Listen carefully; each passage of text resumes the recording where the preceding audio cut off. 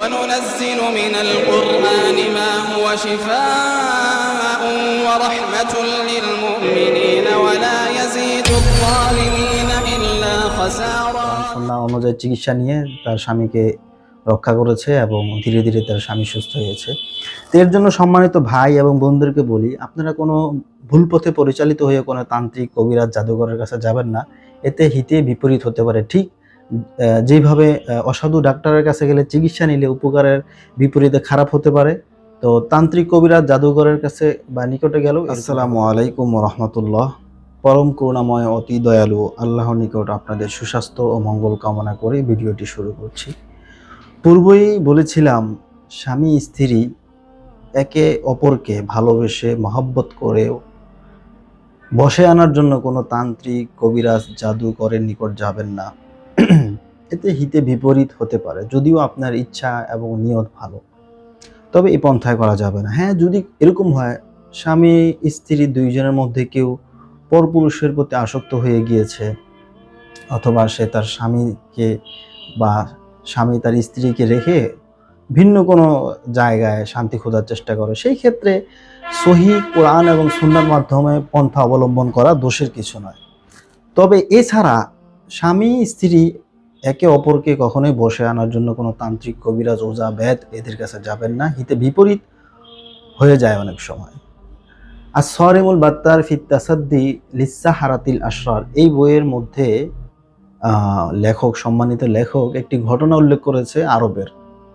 সেখানে এই ঘটনাটা এইভাবে উল্লেখ করা হয়েছে যে নবদম্পতি তো মাত্র বিয়া শাদী হলো, তো স্ত্রী একজন তান্ত্রিকের কাছে গেল।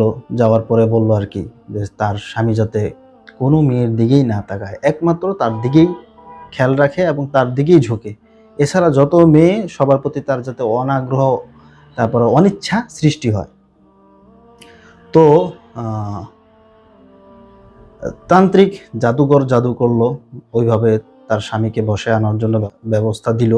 ব্যবস্থাপত্র দেওয়ার পর পরবর্তীতে দেখালো গেল যে ওই স্ত্রী, ওই মেয়ে বা ওই মহিলা তার স্বামীকে যে উদ্দেশ্যে, যেইভাবে বশে আনার জন্য তান্ত্রিকের কাছে, জাদুঘরের কাছে গিয়েছিল, সেটা সফল হওয়ার পাশাপাশি এখন ওই তার নিজের স্বামী তাকেও দেখতে পারে না। অর্থাৎ কোনো মহিলাকেই সে পছন্দ করে না, কোনো মহিলার সাথে শারীরিক মেলামেশা বা কাছে যাওয়াকে একেবারেই পছন্দ করে না। তো এখানে সম্মানিত লেখক আস-সারিমুল বাত্তার ফি তাসাদ্দি লিস-সাহারাতিল আশরারের লেখক বলছেন যে যেই তান্ত্রিক বা যেই জাদুকরের নিকট যাওয়া হয়েছিল, সে হয়তো সঠিক পন্থায়, মানে জাদু তো এমনিই নিষিদ্ধ, হারাম, শিরিকের মাধ্যমে জাদু, কুফরি এগুলা করা, কিন্তু জাদু খণ্ডন বা জাদু থেকে বাঁচার উপায় সহিহ কোরআন সুন্নাহ অনুযায়ী করা, এটা দোষের কিছু না, বরং এটা অনেক সময় জরুরি প্রয়োজনীয় হয়ে ওঠে। তো ওই তান্ত্রিক হয়তো উলট পালট ধরনের কোনো জাদু করেছে, যার কারণে এখন তার স্বামী এই মহিলাকেও দেখতে পারে না, পছন্দ করে না। তো যাক, পরে এটা সে সহিহ কোরআন সুন্নাহ অনুযায়ী চিকিৎসা নিয়ে তার স্বামীকে রক্ষা করেছে এবং ধীরে ধীরে তার স্বামী সুস্থ হয়েছে। তো এর জন্য সম্মানিত ভাই এবং বোনদেরকে বলি, আপনারা কোনো ভুল পথে পরিচালিত হয়ে কোনো তান্ত্রিক, কবিরাজ, জাদুঘরের কাছে যাবেন না।